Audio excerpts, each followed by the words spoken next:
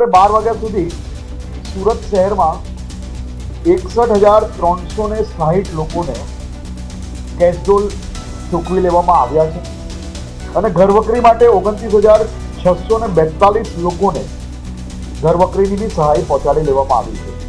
એટલે કુલ મળીને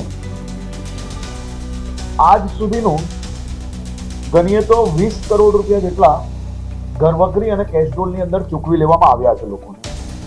દેશના ઇતિહાસમાં પહેલીવાર આટલી મોટી આજે નુકસાની પછી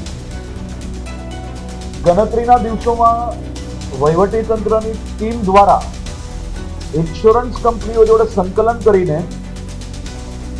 5,287 જે ક્લેમ આવ્યા છે, જેમાં 85% જેટલા ક્લેમો ઓલરેડી પ્રોસેસમાં ચાલુ કરી લેવામાં આવ્યા છે. 22 જેટલી કંપનીઓ આમાં ક્લેમ બધાના જલ્દી ક્લિયર થાય તે માટે આજે સંકલનની બેઠક બી રાખવામાં આવી હતી. અમારી તમામ માહિતીથી અપડેટ રહેવા માટે જોડાયેલા રહો S9 ન્યૂઝ સાથે.